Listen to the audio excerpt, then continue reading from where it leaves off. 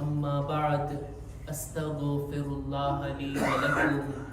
તમામ તારીફ અને હમદો સના ઈ પાક પરવરદિગાર માટે છે કે જેણે આપણને પેદા કર્યા, આપણી હિદાયતનો બંદોબસ્ત કર્યો, દુનિયામાં મોકલા કે જેથી આપણને સવાબ અને અઝાબના હકદાર જોઈ શકે. ખુદા આપણને બળજબરીથી ન તો હિદાયત તરફ બોલાવે છે, ન તો ગુનાહો તરફ, બલકે ખુદાએ ઇખ્તિયાર આપ્યો છે આપણને અને ફરમાયું ઇન્ના હદૈનાહુ સબીલ ઇમ્મા શાકિરમ વ ઇમ્મા કફૂરા. અમે બંદાને હિદાયતના તરીકા, હિદાયતના રસ્તા બતાવી દીધા. હવે શુક્રગુજાર બંદો બને કે કુફ્રગુજાર બને, આ બંને એના હાથમાં છે. દુરૂદો સલામ થાય મુહમ્મદ અને આલે મુહમ્મદ ઉપર. અલ્લાહુમ્મા સલ્લી અલા મુહમ્મદ વ આલે મુહમ્મદ. કે જેઓ પોતે પાક અને પવિત્ર હસ્તીઓ છે, આપણને પણ ખુદાએ પાકના રસ્તા તરફ, એની બતાવેલ તાલીમ તરફ દાવત આપે છે. એમના નૂરાની કલામ અને એમની સીરત આપણા માટે હુજ્જત છે અને એના ઉપર અમલ કરવો અને અનુસરવું આપણી જવાબદારી છે. ખુતબાની શરૂઆતમાં પોતાની જાતને અને ત્યારબાદ આપ તમામ મુમિનીનને તકવા, પરહેઝગારી, ગુનાહોથી બચવા, નેક અને દીનદાર બનવાની ભલામણ કરું છું. નહજુલ બલાગા આપણા ખુતબે જુમાનો વિષય છે અને આપણે અલગ અલગ ખુતબાઓ, અલગ અલગ પત્રો અને હિકમત ભરી વાતોને આપણે નહજુલ બલાગાના આ ભાગોને આપણે ખુતબે જુમામાં લઈ આવ્યા. આજે ચાહું છું કે નહજુલ બલાગાનો એક ખુતબો શરૂ કરું કે જેને એક એક પેરેગ્રાફ કરીને ઇન્શાઅલ્લાહ આપણે કન્ટિન્યુ કરશું અને નહજુલ બલાગાના આ ખુતબાને આપણે આપણા નજરોથી પસાર કરશું. મારી જબાનથી શબ્દો નીકળશે અને આપ લોકો સાંભળશો. આ બોલવું અને સાંભળવું એક બહાનું બને કે જેથી આપણને અમલની તૌફીક મળે. આ આપણી બયાન કરવાની રીત છે અને આ એક મકસદ છે આપણો. ઓછામાં ઓછું નહજુલ બલાગાના શબ્દો આપણા કાન સુધી પહોંચે તો ખરા. આ કિતાબની અંદર મૌલા અલી શું બયાન ફરમાવ્યા, કેવા પત્રો લખ્યા, કઈ હિકમત ભરી વાતોને આપણી સામે રાખ્યા, ઓછામાં ઓછું આપણા સુધી પહોંચે તો ખરા. અને મોટામાં મોટો મકસદ એ છે કે એના ઉપર આપણે અમલ કરીને ખુદાથી વધારે નજદીક થઈ શકીએ અને અમીરુલ મુમિનીનની સામે પણ સુરખુરુ થઈ શકીએ કે મૌલા તમારા શબ્દો અમારા કાન સુધી પહોંચ્યા, એના ઉપર અમે અમલ કરીને આજે કયામતના દિવસે આવ્યા છીએ. નહજુલ બલાગાનો 233મા નંબરનો ખુતબો આજે એને આપણે શરૂ કરવો છે. ખુતબા નંબર 233 કે જેની અંદર આ ખુતબાના ટોપિક તરીકે મૌલા જે વિષય ઉપર વાત કરે છે ને એ છે ઝબાન. ઝબાન, એનાથી નીકળતા શબ્દો, આ કુદરતે બયાન, એને મૌલા બયાન કરે છે. સામાન્ય રીતે ઝબાન ઉપર જ્યારે વાત થાય કોઈ પણ મજલિસોમાં, કોઈ પણ વાઇઝમાં, તકરીરમાં, ખુતબામાં, તો આ વાત ઉપર વધારે ભાર મુકાતો હોય કે ભાઈ ઝબાન એક એવું અંગ છે કે જે બદનમાં નાનું છે પણ મોટા ગુનાહ એનાથી થાય. બધા અંગોથી 1-2 ગુનાહ થાય પણ ઝબાનથી 40 જેટલા ગુનાહ થાય. આ બધી વાત બરાબર. મૌલા આવું બધું કઈ આ ખુતબામાં નથી કહેતા. એક અલગ એંગલથી, એક અલગ નજરથી ઝબાન વિશે બયાન કરે છે અને એવા એવા શબ્દો મૌલાએ બયાન કર્યા કે આપણા માટે વિચારવાનો વિષય છે. વાત આ રીતના શરૂ થાય છે ખુતબાની. અલા વ ઇન્નલ લિસાન બદઅતુમ મિનલ ઇન્સાન. જાણી લ્યો કે આ ઝબાન ઇન્સાનના બદનનો એક ભાગ છે, એક ગોશ્તનો ટુકડો છે કે જે ઇન્સાન સાથે જોડાયેલો છે. ત્યાર પછી ફરમાવે છે ફલા યુસઇદુલ કૌલ ઇઝમ તના વલા યુમહિલુહુ નુત્કુ ઇઝ તસા. આ બે જુમલાનો તર્જુમો કરો એ પહેલા ક્યારેક મોકો મળતો હોય કે ઇન્સાનને અમુક લોકોની સામે બયાન કરવું પડે, પોતાની વાત રાખવાની હોય, ઓફિશિયલ રીતે જે કંઈ સ્ટેટમેન્ટ આપવાનું હોય, ચાર માણસોની દરમિયાન કંઈક બોલવાનું હોય, પોતાનો ઓપિનિયન સામે રાખવાનું હોય, કોઈ વાતની રજૂઆત કરવાની હોય, અથવા મારા જેવા તાલિબ ઇલ્મને તકરીર કરવાની હોય, ખુતબો આપવાનો હોય, મજલિસ પડવાની હોય, અથવા તો દાખલા તરીકે એલાન કરવાનું હોય, અમુક લોકોની દરમિયાન ઉભા રહીને કંઈક બોલવું, આવા ઓફિશિયલ બયાનના બારામાં ઇમામ કહે છે કે એની અંદર ક્યારેક તમે જોયા હશો, કોઈ માણસ જ્યારે બોલવા ઉપર આવે ને તો એવી રીતના એ બોલતા હોય, ફર ગુજરાતીમાં જેને કહેવાય ને, શબ્દો એક પછી એક આવતા હોય, જુમલાઓ એક પછી એક, જાણે તસ્બીહના દાણામાં કેમ પરોવેલા હોય, એક એક જુમલા એક પછી એક આવતા હોય, એક એક વાતો બયાન થતી હોય, વાત ઉપર વાત, અને સ્પષ્ટ, ચોખ્ખું અને સારું મજાનું કોઈ બયાન કરતું હોય.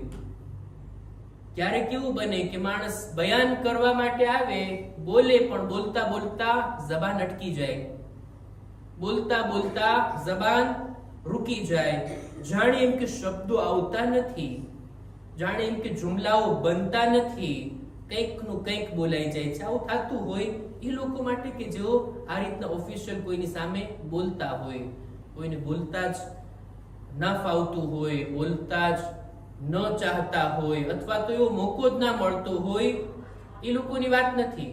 અથવા તો કોઈ ગુસ્સામાં આવી જાય અને જેમ તેમ બોલે રાખે, એવા લોકોની વાત નથી.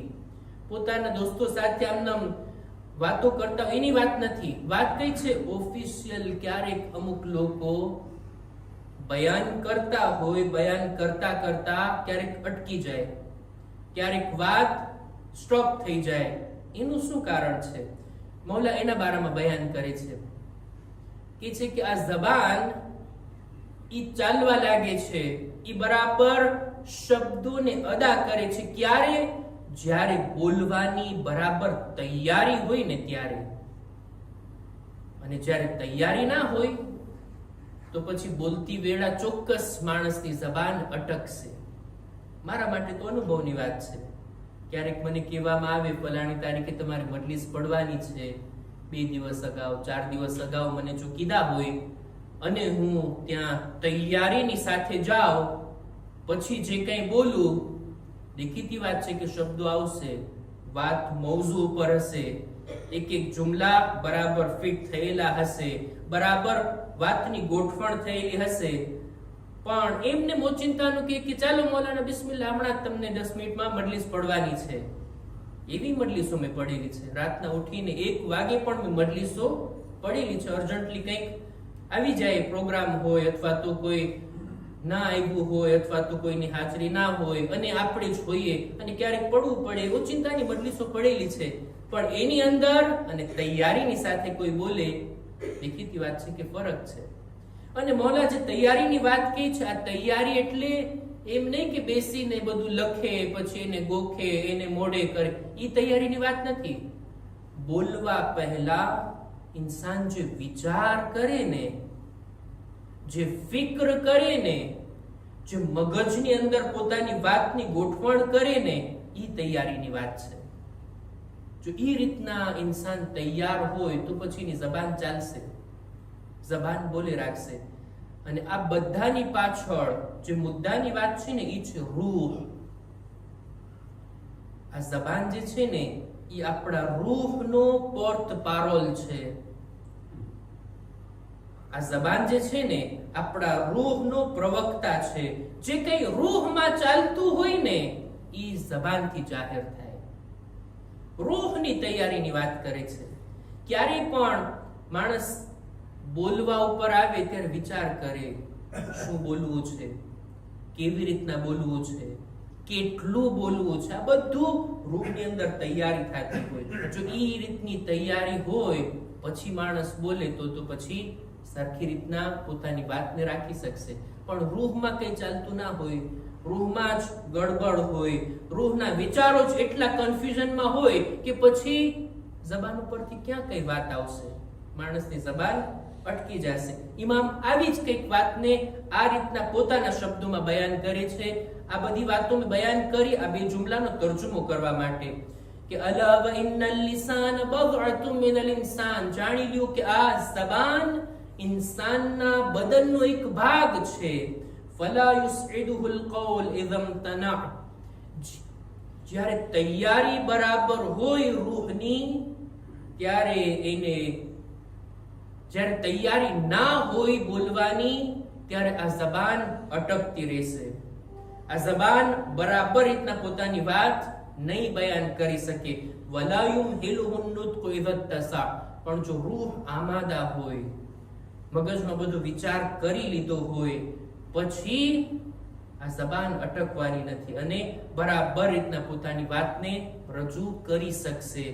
ત્યારબાદ આના પછીના જુમલાઓની અંદર ઇમામ પોતાની ફઝીલત તરીકે, અહેલે બેતની ફઝીલત તરીકે આ વાતને ગણાવે છે કે બોલવાની અંદર અમારો કોઈ જવાબ નથી. અમે જ્યારે બયાન કરવા ઉપર આવીએ તો શબ્દો પણ બહુ ઊંચા હોય, એના અર્થ પણ બહુ ઊંડા હોય, અમારી વાતના મતાલિક પણ એટલા બુલંદ હોય, અને અમારો અદબ, અમારી ફસાહત, અમારી બલાગત, અમારી ઝબાનની મીઠાસ, અમારી ઝબાનના પાછળ રહેલા અર્થ, આ બધું એની અંદર અમારો કોઈ મુકાબલો નથી કરી શકતો. અને ખરેખર આ ફક્ત દાવો નથી, નહજુલ બલાગા જેવી કિતાબ દલીલ છે. અહેલે બેતના કલામ આપણી સામે દલીલ છે.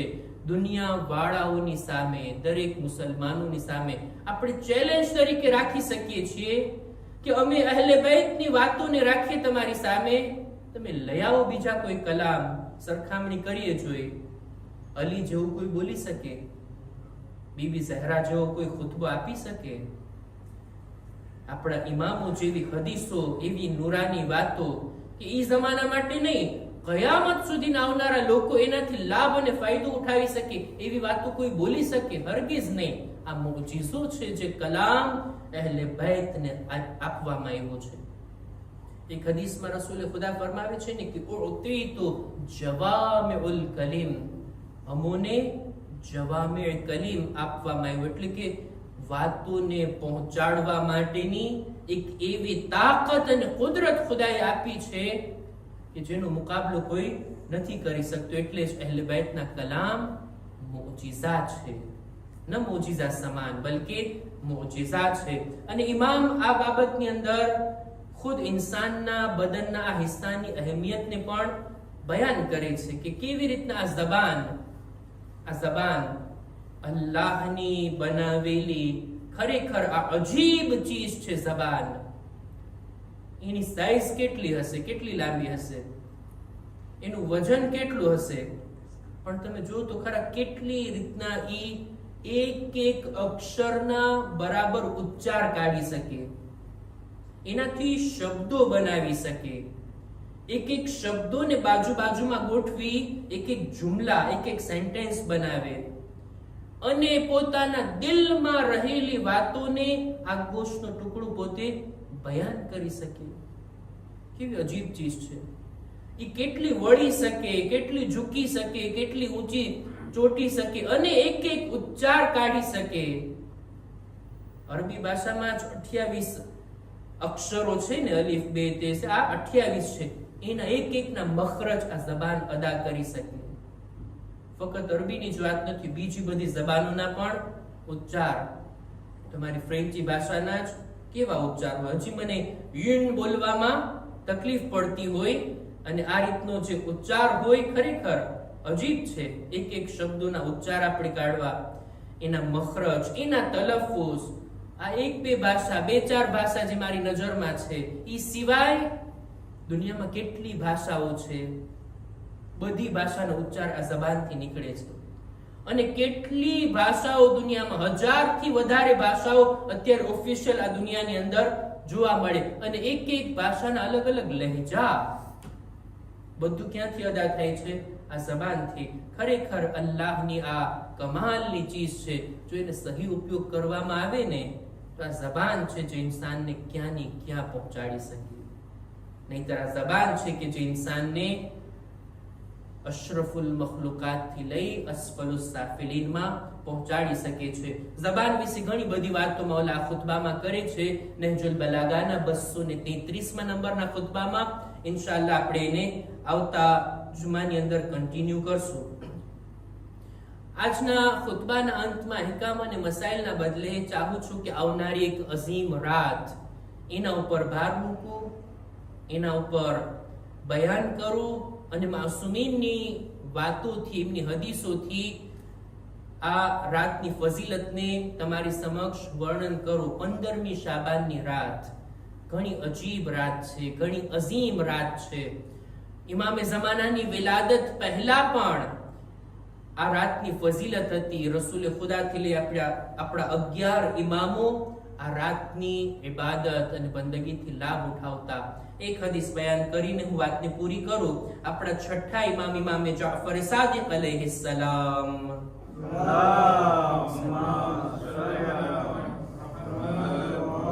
પોતે બયાન ફરમાવે છે કે મારા બાબા 5મા ઇમામથી બયાન પૂછવામાં આવ્યું, મૌલા 15મી શાબાનની ફઝીલત શું છે? ત્યારે મારા બાબાએ ફરમાયું કે ઘણી જ અઝીમ અને મુબારક રાત છે.